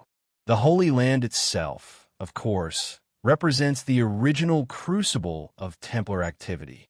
Jerusalem, Acre, and other key sites were not only battlegrounds, but also places where the Templars would have first developed their methods of secrecy and concealment. Historical records hint at underground rooms and hidden chambers used to store relics brought back from the Crusades. Though many of these structures were lost or destroyed over time, remnants occasionally resurface, offering tantalizing glimpses into the order's sophisticated approach to security and secrecy. Some tunnels are thought to have connected churches to fortifications or city gates, allowing the knights to move unseen, protect sacred treasures, or even escape in moments of crisis. Beyond these prominent locations, there are countless lesser-known sites scattered across Europe. Small towns, remote villages, and isolated hilltops often hide Templar preceptories whose foundations still bear the imprint of their secretive past. In some cases, renovations or modern construction have revealed unexpected chambers beneath floors or behind walls, hinting at the elaborate subterranean designs that were once commonplace. These discoveries, though sporadic, point to a deliberate and widespread strategy. Wherever the Templars established a foothold, they built not only for the visible needs of worship, administration, and defense, but also for the hidden purpose of safeguarding their secrets. Many of these European hotspots share common features. Hidden staircases, false walls, and crypts are often aligned with celestial patterns or symbolic orientations, suggesting that the Templars' underground constructions were not only practical, but also imbued with ritualistic or mystical significance. In some churches, chambers are positioned beneath altars, implying a connection between spiritual practice and concealed knowledge. Elsewhere, tunnels run parallel to ley lines or other geographic markers, raising questions about whether the Templars possessed an understanding of sacred geometry and energy long before such concepts became widely discussed in modern esoteric circles.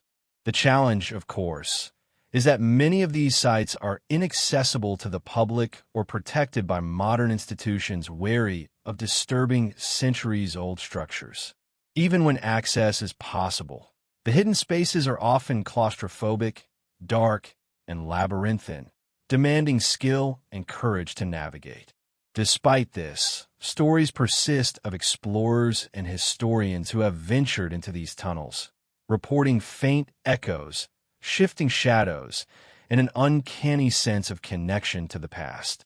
These encounters serve to reinforce the idea that beneath the familiar streets and churches of Europe, a secret world still exists, carefully preserved by stone, darkness, and centuries of secrecy. The Templar hotspots also illustrate the Order's networked approach to secrecy. Many preceptories and churches were not isolated. Instead, they form part of a broader system, a chain of strategic locations where knowledge, treasure, and sacred artifacts could be moved, hidden, or protected. This network may have allowed the Templars to operate across vast distances with remarkable efficiency, all while keeping their most valuable secrets out of reach of outsiders. In this way, the physical geography of Templar Europe becomes a map of mystery itself, guiding the initiated while leaving others in perpetual curiosity and speculation. Ultimately, these hotspots are not merely historical sites. They're gateways into a deeper understanding of the Templars' enigmatic presence across the continent. Each location, whether grand or obscure, offers clues about their priorities, their ingenuity, and their relentless desire to conceal knowledge from the uninitiated. For modern explorers, historians, and enthusiasts, visiting or studying these sites becomes an exercise in imagination as much as in research. The stones, vaults, and tunnels speak across time, inviting us to question what remains hidden and to wonder whether, somewhere beneath Europe, the Templars' greatest secrets still lie undisturbed, waiting to be discovered. The Knights Templar were not only warriors and monks, but also pioneers of technology and engineering in ways that continue to fascinate historians and conspiracy theorists alike. Their construction projects, from towering fortresses to intricately designed churches, reveal a level of sophistication that seems almost anachronistic for their era. Beneath the visible structures lay innovations that allowed them to create hidden chambers, secret vaults, and subterranean networks capable of withstanding both time and intrusion. Some scholars suggest that these innovations were not merely practical. They may have been part of a broader strategy to protect knowledge that could have been considered dangerous or sacred. The Templars' architectural genius, combined with their strict secrecy, gave rise to speculation that they possessed advanced techniques lost to the modern world. One of the most intriguing aspects of Templar engineering is their use of concealed spaces. False floors, hidden staircases, and secret doorways are found in multiple Templar sites across Europe. In some churches, the alignment of walls and floors was designed to create chambers invisible to the casual observer, accessible only to those who knew the exact mechanisms to unlock them. Some chambers were built with multiple layers of protection, including narrow tunnels, trapdoors, and false walls that could confuse and mislead intruders. The precision with which these hidden spaces were constructed indicates that the Templars had a deep understanding of structural integrity, load-bearing principles, and spatial planning, skills that would have been remarkable even by modern standards. Beyond the architectural feats, there is evidence that the Templars may have utilized early forms of mapping and surveying that surpassed typical medieval techniques. Some researchers point to floor plans, symbols, and diagrams etched into stone or preserved in manuscripts that suggest the Order employed sophisticated methods to chart tunnels, secret rooms, and potential escape routes. These maps were likely intended to be read only by the initiated, a form of coded knowledge that ensured the security of their hidden chambers. In addition, the Templars' experience during the Crusades may have provided them with exposure to advanced engineering methods from the East, which they could have incorporated into their European constructions, blending diverse knowledge into their own secretive designs. The use of materials and construction methods also points to an unusual level of technological understanding. Certain chambers were built with reinforced stonework, designed to resist collapse over centuries. Some tunnels reportedly utilized primitive ventilation systems, allowing air to circulate in spaces that would otherwise have been suffocating. In some cases, chambers were positioned to take advantage of natural acoustics, enabling whispered communication across distance or creating an atmosphere of ritualistic reverence. These features indicate that the Templars were not only concerned with secrecy and security, but also with the sensory and symbolic experience of their hidden spaces. There are even suggestions that the Templars employed knowledge of hydraulics and rudimentary machinery to safeguard or conceal items. Some legends speak of hidden wells, water channels, or even mechanical traps designed to protect treasures or sacred relics from unauthorized hands. While the precise details of these systems remain shrouded in mystery, the possibility that the Templars combined engineering with secrecy adds a layer of sophistication to their underground chambers. It also suggests that what lay beneath the churches was more than storage. It could have been a carefully designed environment, blending protection, symbolism, and ritual into a single hidden world. Cryptography and coded symbols also played a role in their technological edge. Some Templar sites include inscriptions, carvings, and emblems whose meanings remain undeciphered, possibly serving as instructions or warnings for those navigating the hidden chambers. By embedding knowledge in both physical architecture and symbolic language, the Templars ensured that their secrets could survive even if individual members were captured or killed.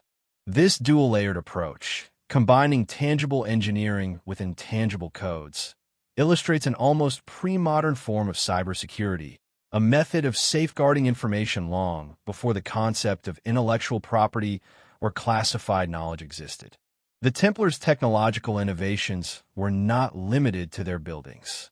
Their organization and logistics reveal an understanding of efficient resource management, strategic mobility, and security that would have complemented the physical designs of their chambers. They needed to move wealth, relics, and sensitive documents across vast distances, often under threat of attack. The secret chambers, tunnels, and hidden vaults were therefore not isolated curiosities, but integral parts of a larger system designed to protect, conceal, and transport what they valued most. Every secret room, every reinforced door, and every hidden passage was part of a coordinated strategy that reflected both practical and mystical considerations. This remarkable blend of technology and secrecy has led some modern theorists to speculate that the Templars may have possessed knowledge that has been lost to history. While mainstream historians tend to view these innovations as the product of experience and necessity, alternative perspectives suggest that the Templars might have had access to esoteric knowledge, perhaps passed down from earlier civilizations or learned during their campaigns in the East. Whether or not these claims hold truth, the sophistication of their constructions continues to challenge assumptions about medieval Europe and invites the imagination to consider what might still lie hidden beneath the centuries-old churches and fortresses. Ultimately, the Templars' technological edge was more than just an expression of practical skill. It was a reflection of their obsession with secrecy, preservation, and the safeguarding of knowledge that they deemed too powerful for the uninitiated. The hidden chambers, tunnels, and crypts were not mere storage spaces.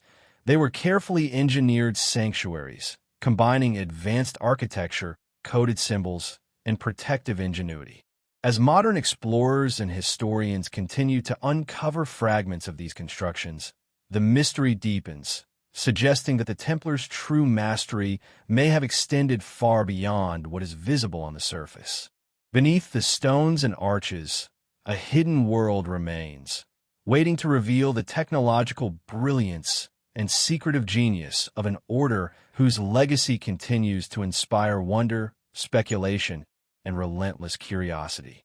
Beyond the tangible treasures and hidden chambers, the Templars were deeply enmeshed in the mystical and prophetic traditions of their time. They were not merely warriors or custodians of relics. Many accounts suggest they were seekers of esoteric knowledge, guardians of wisdom that extended beyond the physical and into the metaphysical. This aspect of the order has fueled speculation for centuries, inspiring both reverence and fear. Scholars and historians often struggle to separate legend from reality, yet the persistence of these stories suggests a deliberate cultivation of mystery. It is said that the Templars believed in a higher order, a divine geometry that linked their actions, architecture, and even secret chambers to celestial and spiritual principles. The notion that Templar chambers were aligned with astronomical phenomena has long intrigued researchers. Some churches and preceptories appear to be positioned according to solstices, equinoxes, or star patterns, suggesting that the Templars may have encoded cosmic knowledge into their architecture. Hidden chambers and tunnels were often constructed with this alignment in mind, creating spaces where sacred rituals could take place under precise astronomical conditions. These alignments, some argue, were not merely symbolic but served a functional purpose, guiding the Templars in their rituals and connecting their earthly actions to the heavens. The idea that knowledge of the cosmos could be intertwined with secret architecture blurs the line between engineering, spirituality, and prophecy, revealing a level of sophistication that seems almost otherworldly. Manuscripts and chronicles from the era hint at Templar involvement with mystical traditions inherited from earlier civilizations.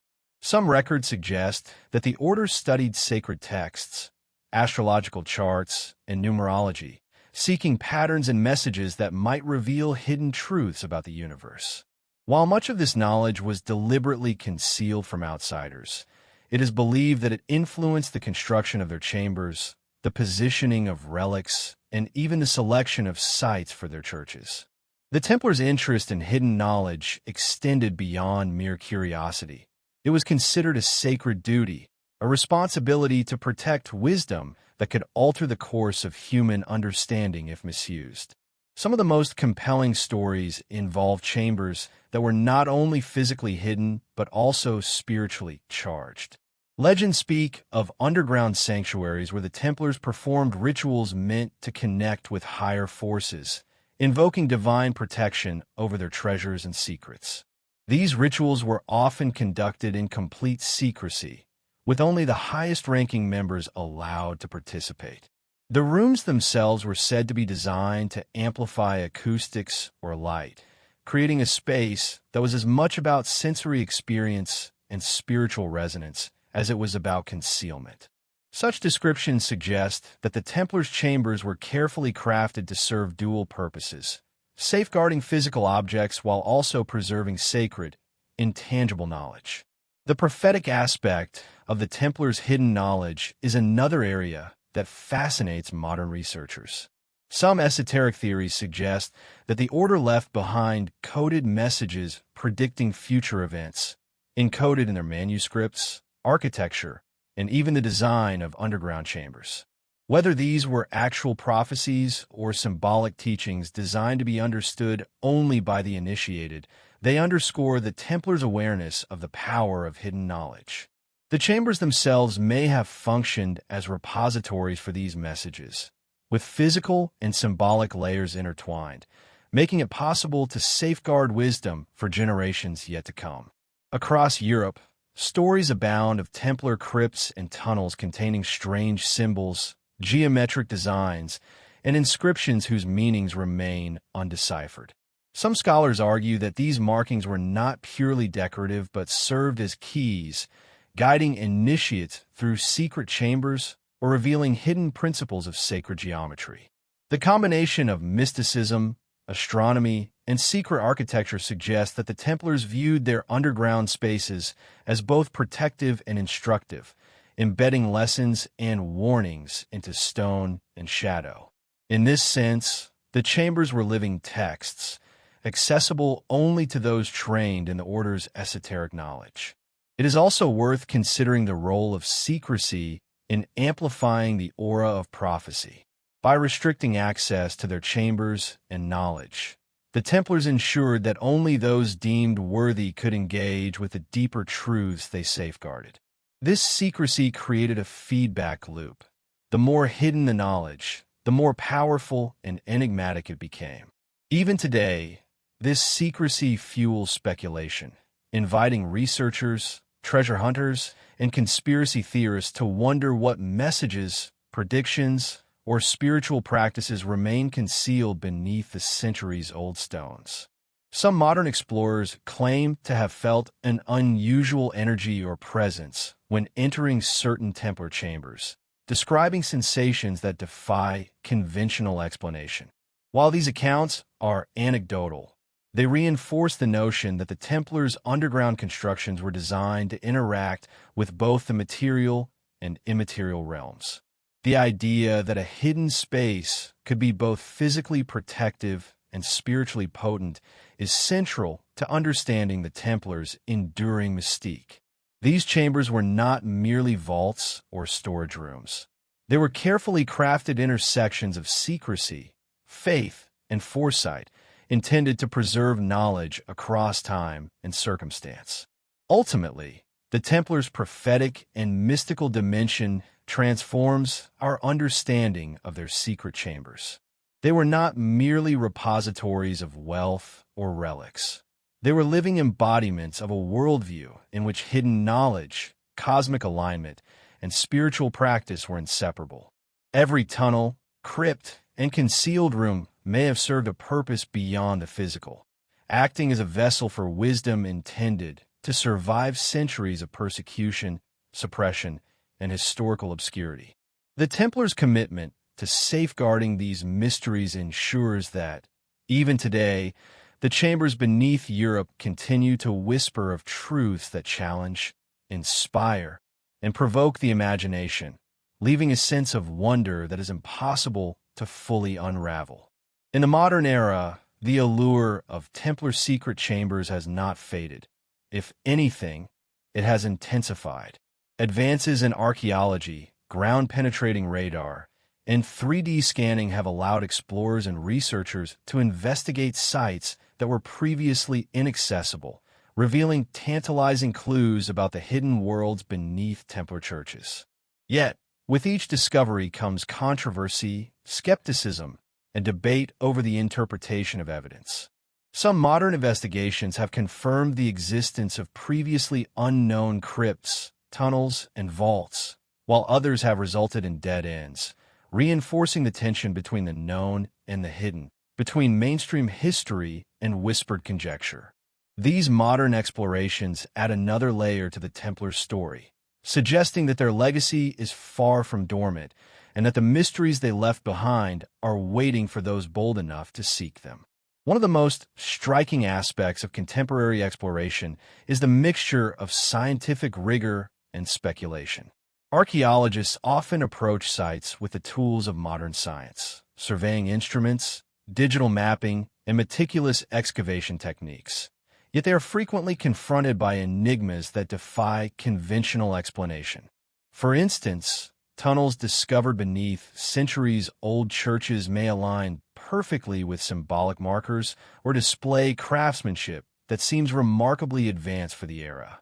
In some cases, chambers have been found sealed with stone doors or intricate locks, suggesting an awareness of security measures that transcended the standard practices of the medieval period.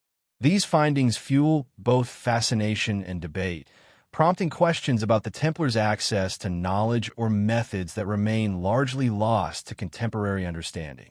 Modern treasure hunters, conspiracy theorists, and independent researchers have also played a prominent role in bringing attention to these hidden chambers.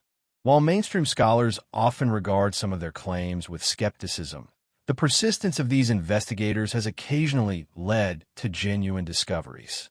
Abandoned crypts, forgotten passageways, and unusual architectural features have been revealed during renovations, accidental excavations, or dedicated expeditions. In France, Portugal, and England, reports circulate of hidden staircases, underground vaults, and secret rooms that seem to confirm centuries-old legends. Even when these discoveries do not yield tangible treasures, the evidence of hidden construction itself reinforces the notion that the Templars intentionally designed spaces to conceal, protect, and mystify. The controversies surrounding these discoveries often center on questions of authenticity and interpretation. Some tunnels or chambers may predate the Templars, while others may have been modified or repurposed over centuries.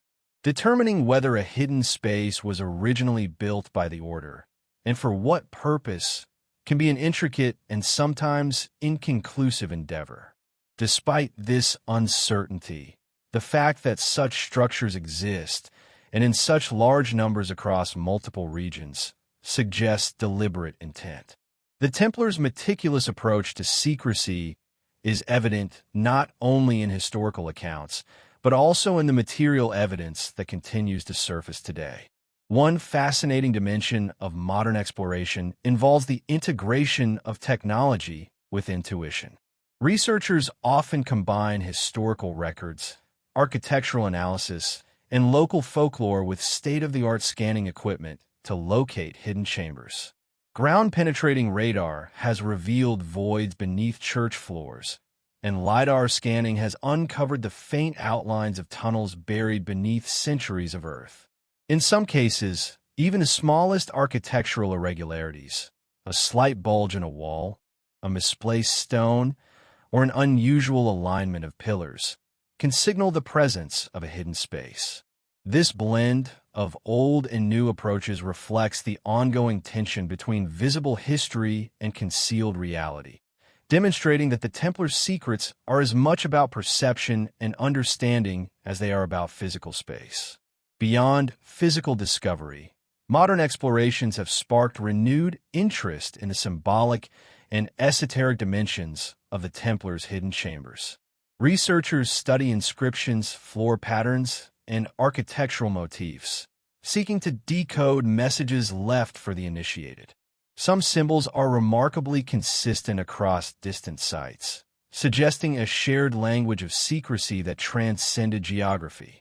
The possibility that chambers were designed not merely for storage, but as repositories of esoteric knowledge continues to captivate scholars and enthusiasts alike, adding layers of intrigue to each new excavation.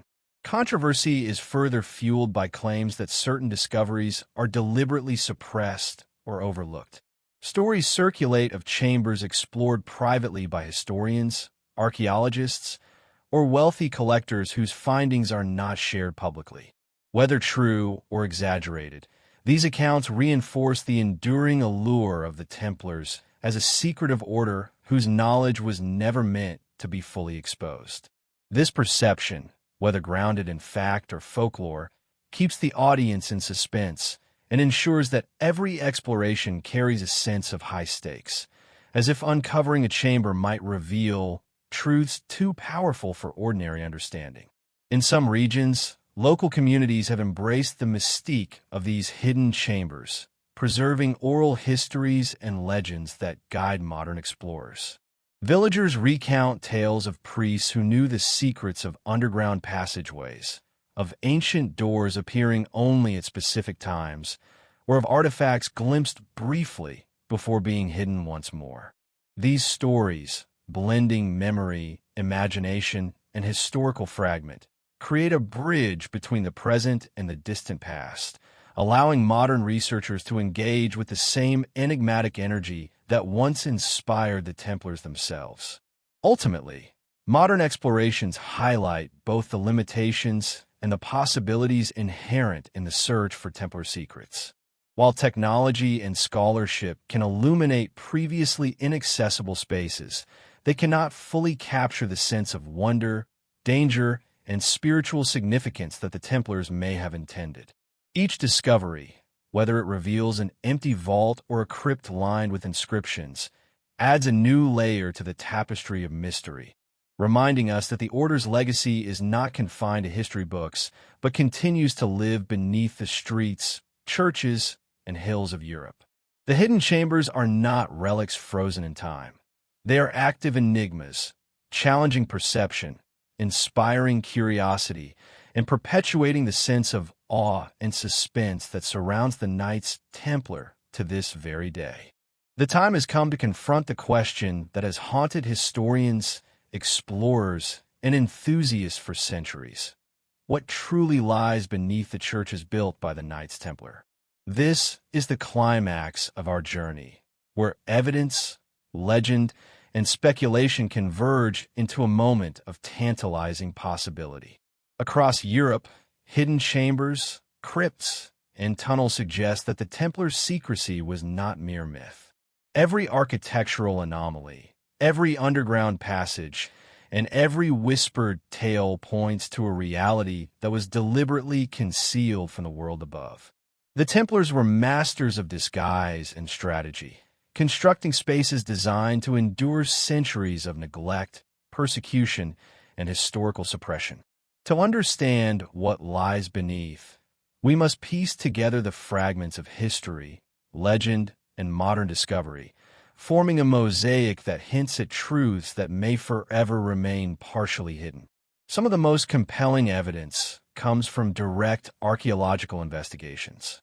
In southern France, beneath churches that were once Templar strongholds, researchers have uncovered tunnels leading to hidden chambers that were clearly not intended for ordinary use. These chambers vary in size and purpose. Some appear to be simple storage rooms, yet others contain intricate carvings, mysterious inscriptions, and architectural features that suggest ritualistic or symbolic significance. In Portugal, beneath the Convent of Christ in Tomar, hidden alcoves and secret passageways hint at a deliberately engineered underground network, possibly linking multiple sites or safeguarding objects of extraordinary value. While few of these chambers have been fully explored, their very existence lends credence to the idea that the Templars were safeguarding something far beyond ordinary treasure. Historical records, though often sparse and censored, provide additional clues. Chroniclers writing during and after the Templars' dissolution hint at valuable objects hidden from the grasp of their persecutors, relics, sacred manuscripts, and knowledge of a mystical nature. Some accounts suggest that these items were intentionally distributed across multiple sites to ensure their survival, making the discovery of one chamber just a fragment of a larger network. The very act of dispersing and concealing indicates a profound awareness of the threats they faced, as well as a meticulous strategy to protect what they believed was divine or transformative knowledge. In this sense, the chambers beneath Templar churches were more than physical spaces. They were repositories of a vision, a legacy, and perhaps even a secret history that mainstream narratives have long overlooked. The symbolic and mystical aspects of these chambers cannot be ignored. Many underground rooms are aligned with celestial markers, suggesting that the Templars may have embedded sacred geometry into their hidden spaces. Some researchers propose that these alignments allowed the Knights to perform rituals at specific times, harnessing the movement of the sun, moon, and stars to connect their earthly actions to the divine. If true, this would mean that the chambers were not merely functional, but also spiritual, carefully designed to embody the principles of a higher order. Symbols carved into walls, floor patterns, and inscriptions may have served as instructions, warnings, or keys for initiates, ensuring that the sacred knowledge within could only be accessed by those properly trained. The nature of the Templars' concealed treasures remains a subject of endless speculation. While some focus on gold, silver, and relics, such as fragments of the true cross, others suggest a more profound prize, knowledge. Perhaps the Templars possessed manuscripts, maps, or teachings that revealed hidden histories esoteric wisdom, or even insights into the spiritual and cosmic order. These chambers may have been intended to preserve knowledge that was too powerful or dangerous for the general public.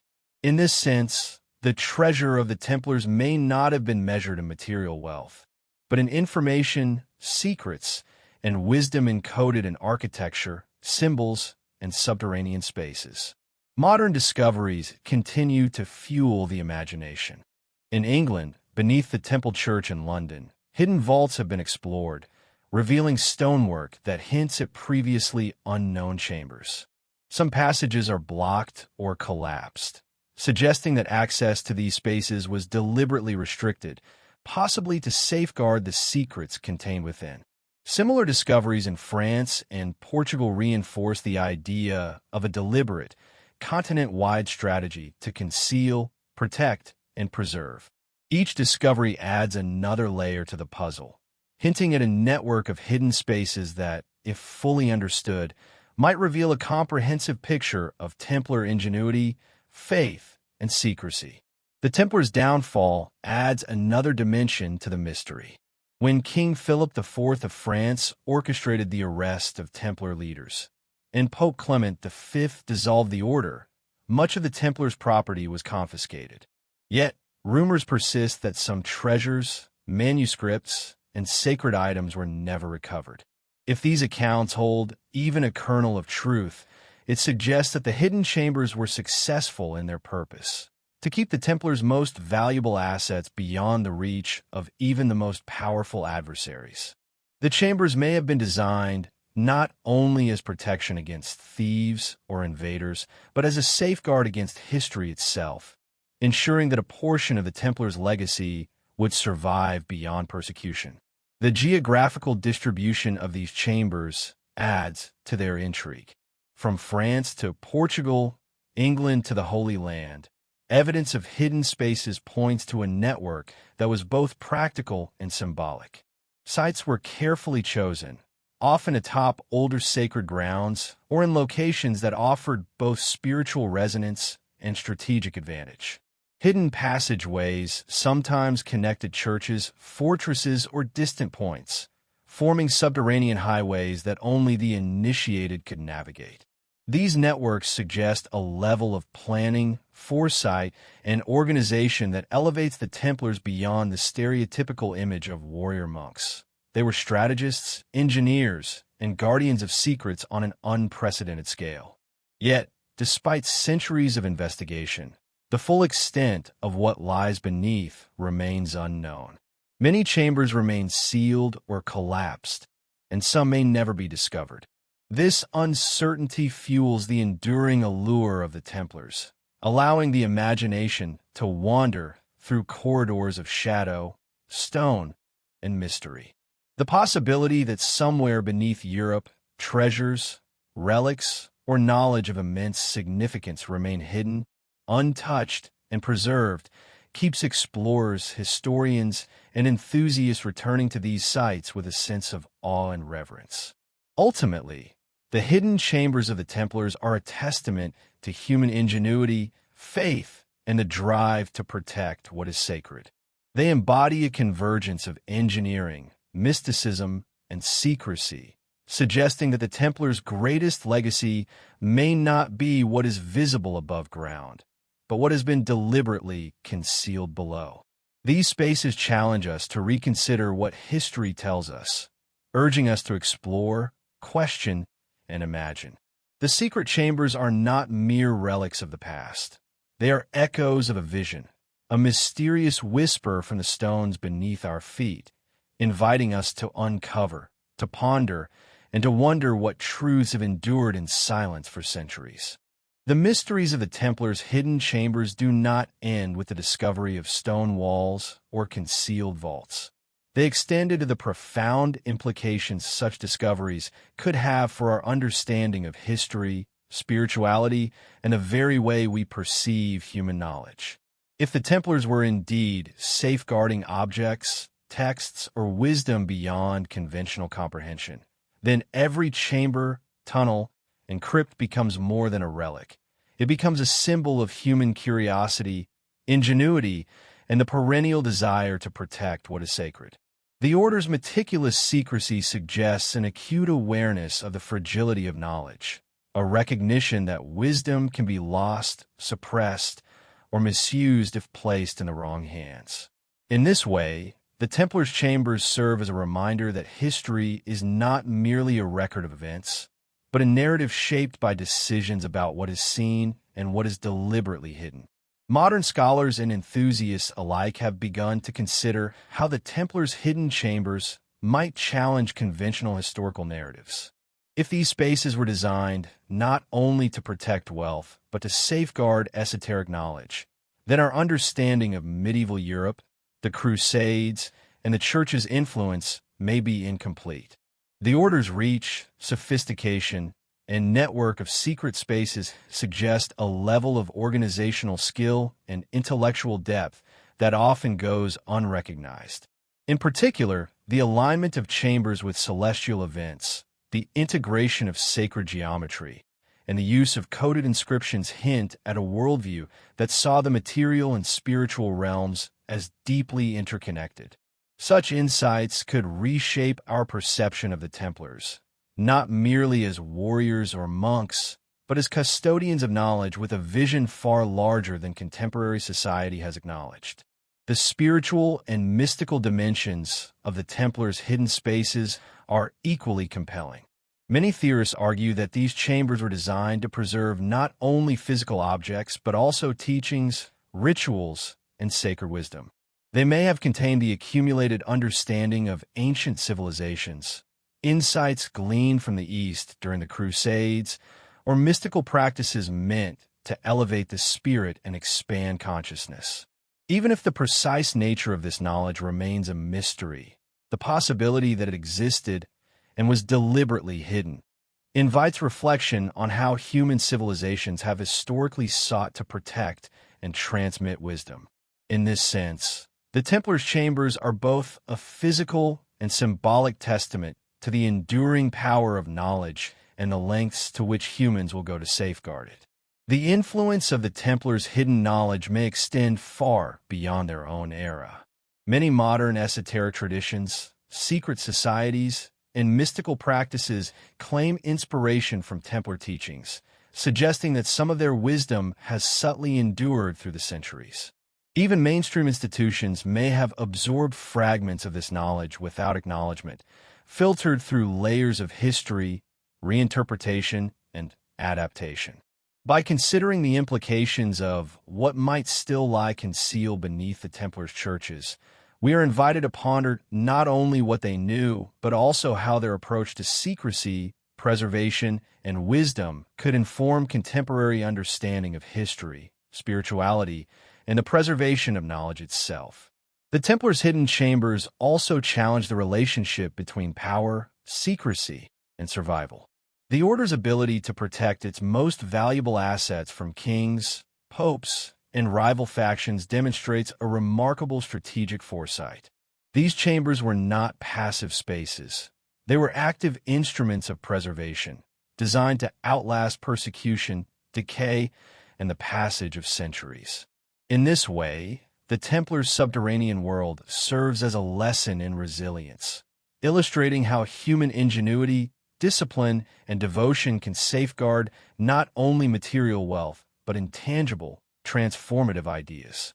The very act of creating these secret chambers reflects a sophisticated understanding of legacy, what it means to leave something behind that can endure when all else is lost. For those who explore these spaces today, whether physically or through research, the chambers are as much a mirror as a mystery. They force reflection on how history is written, what is deemed worthy of preservation, and how knowledge is passed down or deliberately concealed across generations. They also inspire imagination, prompting questions about the secrets that remain undiscovered beneath other historic sites, the treasures of wisdom yet hidden, and the ways in which the past continues to shape the present in ways both visible and invisible.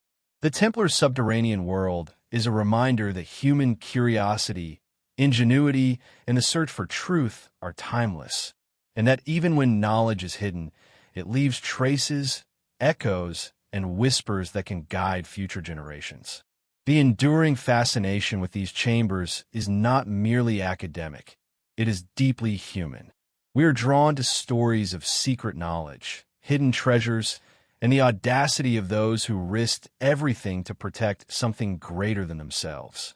The Templars' hidden chambers encapsulate this allure perfectly.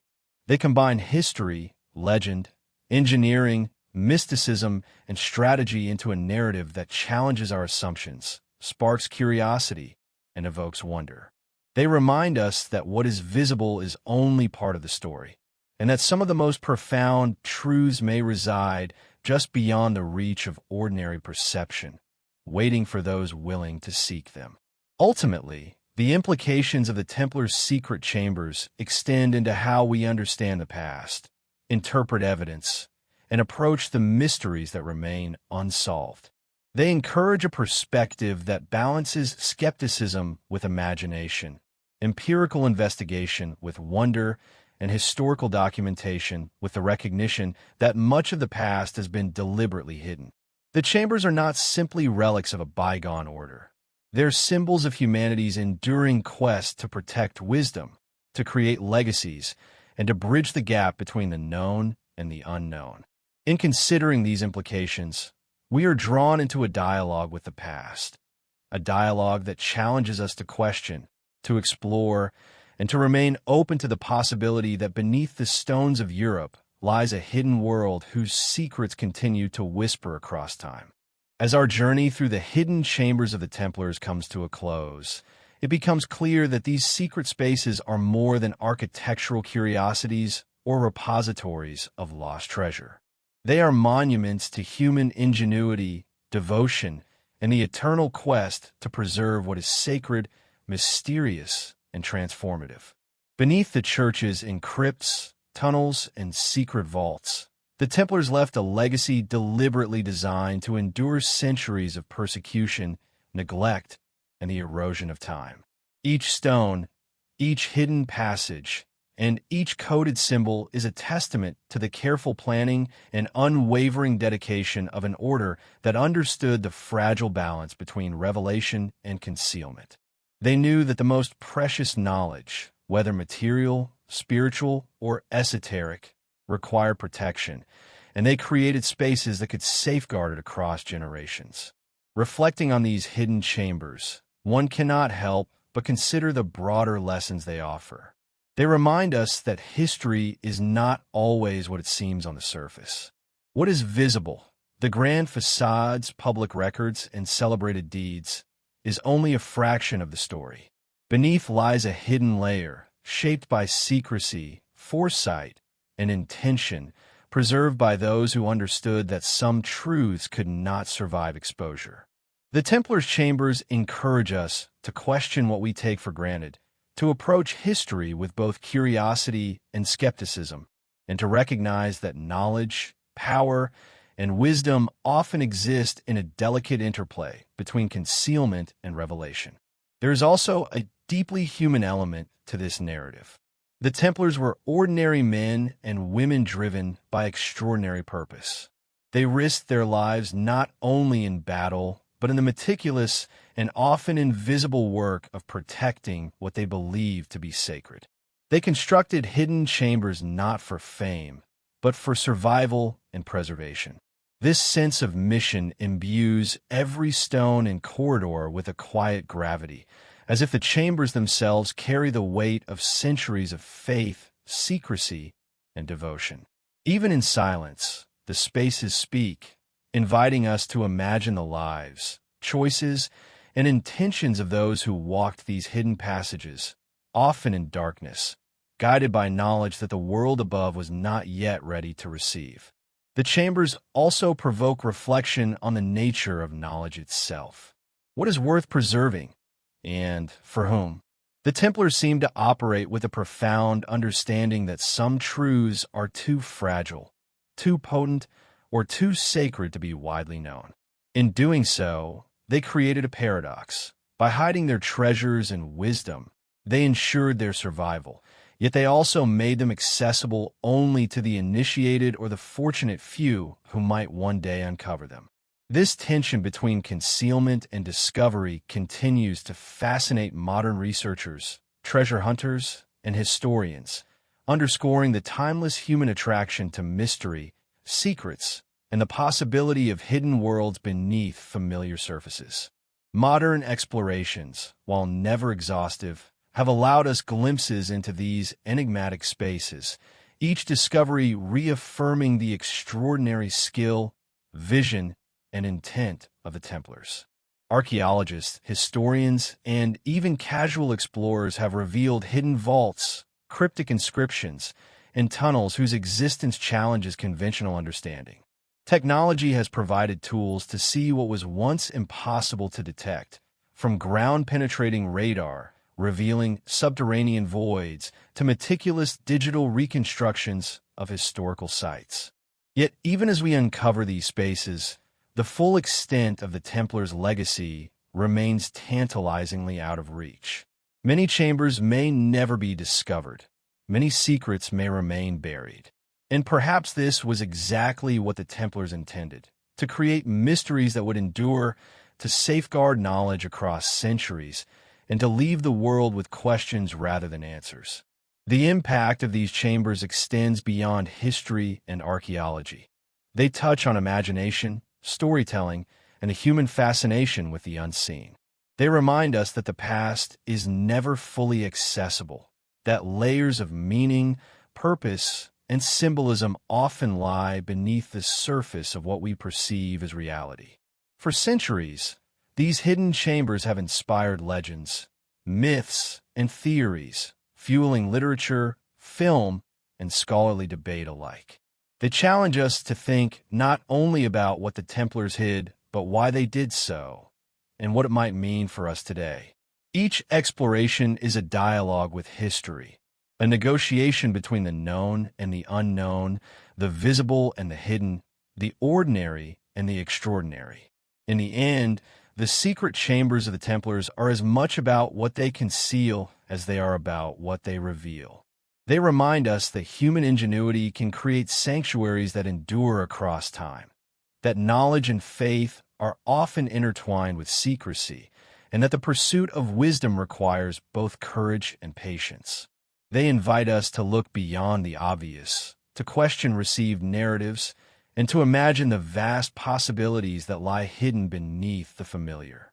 In a world increasingly obsessed with exposure and transparency, the Templars' subterranean legacy serves as a powerful counterpoint, a reminder that some truths, when carefully protected, can endure and inspire far longer than those left unguarded. As we step away from these hidden chambers, whether in imagination or in exploration, we carry with us a sense of awe, curiosity, and reverence. The Templars' hidden spaces are not simply relics of the past. They are enduring symbols of human devotion, ingenuity, and the eternal tension between secrecy and revelation. They whisper across centuries, inviting us to wonder, to explore, and to recognize that the world is far richer and more mysterious than it often appears. Beneath the churches, behind the walls, and under the floors, the Templars left a legacy that continues to captivate, challenge, and inspire. And perhaps that is the greatest treasure of all, a story, hidden in stone and shadow, that reminds us of the enduring power of mystery, the pursuit of knowledge, and the extraordinary possibilities that lie just beyond the reach of ordinary sight.